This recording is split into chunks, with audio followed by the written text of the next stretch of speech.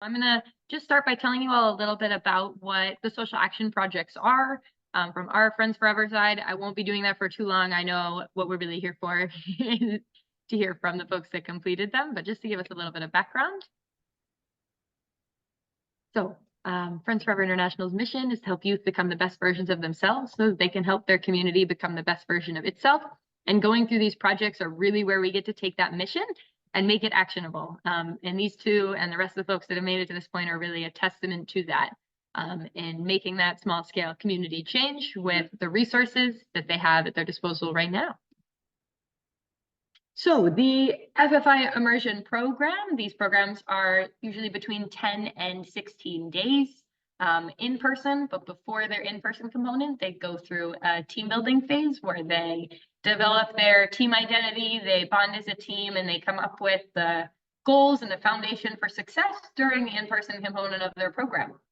And then after that in-person part, they go through what you're just seeing the final component of right now, which is their community building phase, where they develop, plan, and implement a community-based project addressing a need that they recognize in the community that they're in.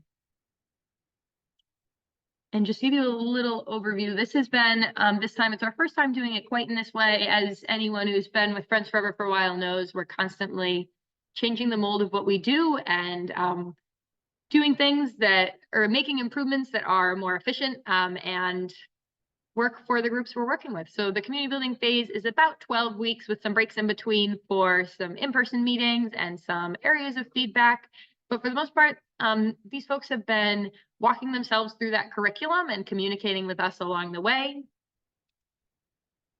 And when it comes to, like I had mentioned, of understanding a community need that they're going to address, we've started by comparing and contrasting the way we see that community issue with other folks, understanding who in our community is already addressing that issue, why that issue matters, and more specifically, why it matters to us. What is our why? And how does the perspective that we have impact the way that we view this issue? And then taking all of that information, everyone looks at, okay, what impact can I make with all of that information in mind? They first developed a brainstorm where they turned their project idea and develops a list of stakeholders and folks in their community that could help, some of the outcomes for their project and what success really looks like. They developed all of the objectives. We use the OCRA's method here of objectives, key results, and action steps. And they developed a budget and put those in order of what's going to be most essential for their project to be able to happen. And then from all of those objectives, key results, action steps, we've turned those action steps into a timeline and an actionable plan that they can follow through. And as you can see, that in itself and getting that to its most finalized state and submitting a project proposal is a lot of work. And along the way, they've had different advisory reviews where they've met with staff, alumni, and got some feedback on their projects and learned about ways that they can further develop them. So there's been that sort of communicative Friends Forever piece throughout, but they've really done an enormous amount of work to reach the point that you're seeing today.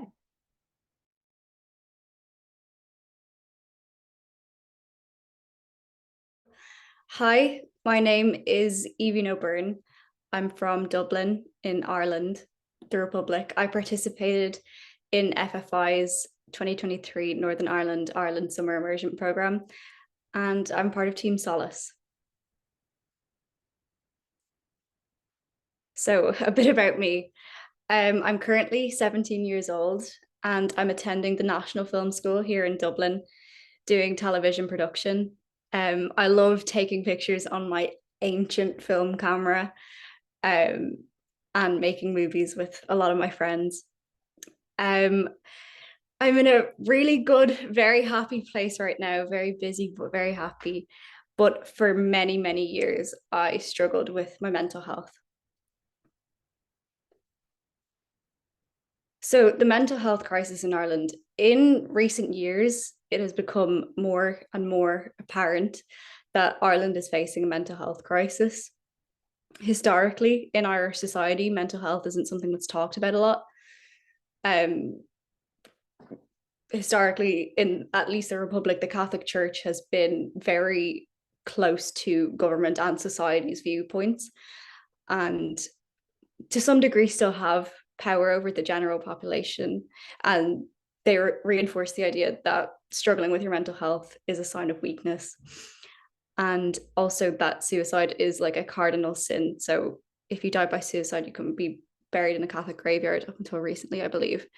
But some really scary statistics. Ireland's suicide rate is the third highest in Europe amongst people ages 15 to 19. And in Ireland, 1 in 3 people will struggle with their mental health by the ages of 13 years old. And these statistics were collected by government organizations. So it's a really interesting way that they've done it. And it's so scary, but it really highlights the issue at hand.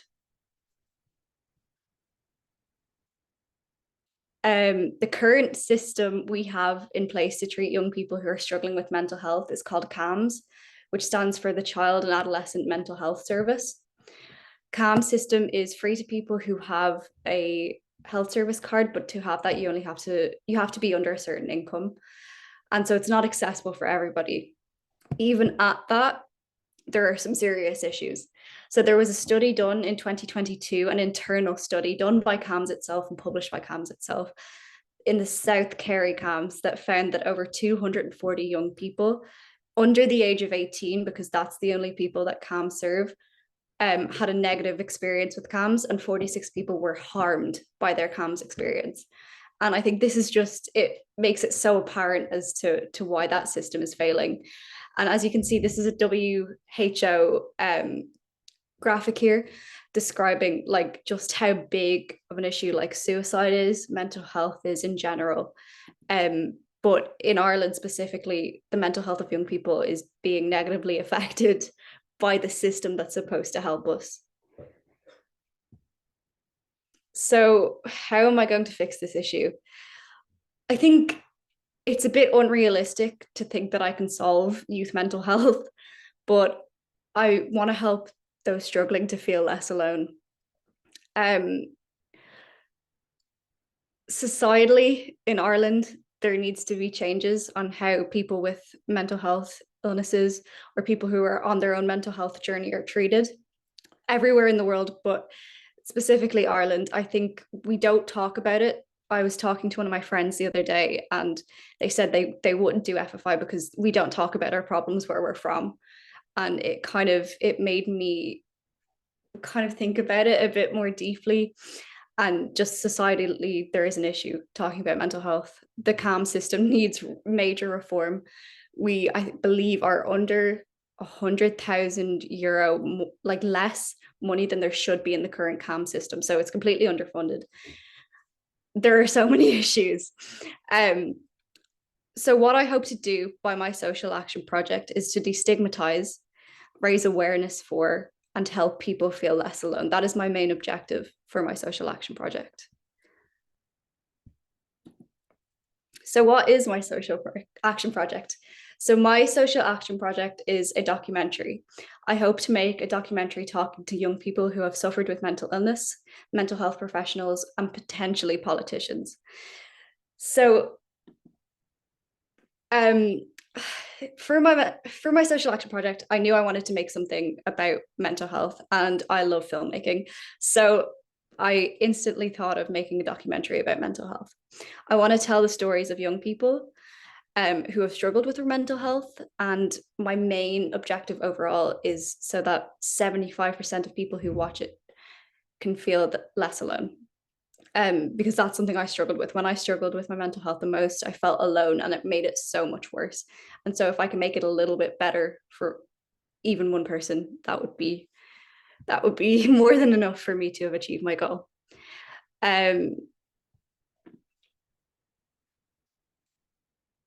So I will be writing the script and interview questions, and I will have a team of my friends to help me with the actual production of the documentary. These friends are from college or from people I've met throughout my kind of journey in filmmaking specifically. And the process has kind of already started. I filmed the first 2 days. I now have a 15-minute cut of the documentary. It's not the final cut, but it's a cut. And I was helped by my lifelong friend, Sam Mullins, who has struggled a lot with his mental health. and then college friends to film, to do camera work and record audio. So to raise money, I hope to have a screening of the documentary in my university, which is a national film school. So there's a lot of scope for people coming to watch documentaries. And all of the money made will be donated to Jigsaw, which is a youth mental health charity here in Ireland. So as I said, I'm aiming for 75% of people who were involved in the making of the documentary to feel less alone in their journey with mental health, as that is something I have struggled with. So when I was only filming for 2 days, but my friend Sam and I both after it felt a deeper level of connection talking about something hard. And I think I'm so grateful for FFI for allowing me to plan that and be able to connect with my friend that I wouldn't have been able to connect on that level. I found out so much new information about him. He found out so much information about me. And it was just an amazing bonding experience. And that for me is even that is just, it's incredible. I'm also hoping for 50% of people who watch the final documentary to have learned something about mental health and illness. So I want to have as many infographics as possible without taking away from the story, just to educate people, because it's, as I said, not something that we talk about very often. So there isn't a lot of education out there, and I want to raise awareness. So why this means so much to me. I was talking about this filming the documentary. I think since the age of basically 5, I've been struggling with my mental health, which is really, really young. But I think from the ages of 12, 12 to 13, it kind of got worse. And I think feeling alone in that is really, really hard.